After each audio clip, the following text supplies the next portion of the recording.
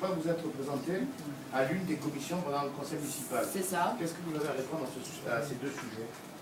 Eh bien, écoutez, moi, vous savez très bien, je crois que c'est à vous d'ailleurs, non, c'est pas à vous que j'avais répondu, ben, un de vos confrères, en tout cas, qui avait bien voulu me faire une interview un peu plus personnelle la semaine dernière. J'avais quand même essayé, reconnaissez-le. Hein. Non, non, je ne parle pas de cette affaire-là, je parle après l'élection européenne, où j'avais eu une jolie page dans Nice Matin, un peu plus personnelle. Bon, et j'avais expliqué à ce moment-là que mon engagement en politique remontait à la vie de mon père, si vous voulez, dont les trois générations ont subi le joug communiste. Alors, moi, je veux bien, s'il le faut, mais c'est pas dans ma nature, hein.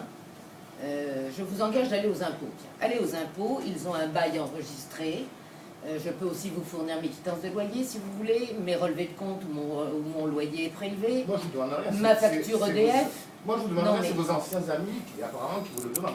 Oui, mais écoutez, c'est ce que je vous dis, ce que je vous disais en préalable. Si mes anciens amis, mais qui au-delà de l'amitié, dites plutôt les colistiers qui s'étaient engagés à respecter une charte qu'ils avaient signée d'ailleurs. C'est vous qui les avez choisis. Oui, mais attendez, je vous répondrai après si vous voulez bien, mais déjà je vais finir de répondre à monsieur Malatesta. Bon, voilà, j'ai toujours dit, moi, accordez-le-moi, toujours, y compris pendant la campagne, que ma vie, de par mes fonctions nationales, de par maintenant, parce que bon, j'ai peut-être été vaniteuse, mais je pensais bien quand même qu'en numéro 2, je serais élu député français au Parlement européen, je ne pouvais pas décemment dire que j'allais passer 100% de ma vie à Nice. Monsieur Estrosi non plus d'ailleurs, et je pense que si on fait le tour de tous les conseillers municipaux, de la majorité et de l'opposition, vous aurez peut-être des surprises. Bon, je n'ai jamais dit ça. Voilà, donc je vous répète que je partage ma vie. En plus, je trouve assez déplacé parce que mes anciens amis, comme vous dites, connaissent ma vie personnelle. Et je trouve qu'au-delà de tout ça, au plan personnel, c'est assez nul, pour être gentil dans ma façon de parler.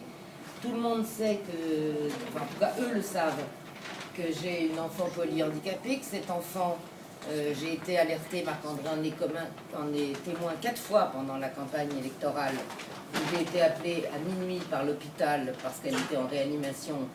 Et je vous assure que de Nice, c'est pas très facile de gérer ça. Et donc, trouver un établissement pour cet enfant n'est pas facile. Bon. Et que je pense que ça fait aussi partie des valeurs du Front National, voyez-vous, de ne pas abandonner particulièrement les plus faibles de sa famille au profit d'une carrière politique. Et eux, ils le savent. Ils le savent. Vous voyez, c'est un argument dont je n'ai jamais parlé à la presse pendant la campagne, mais je trouve ça encore plus indécent que ce qui a déjà été fait. La question sur les commissions. Sur ce sujet-là, c'est clos? Oui, oui, très bien. Bon. Alors, sur les commissions,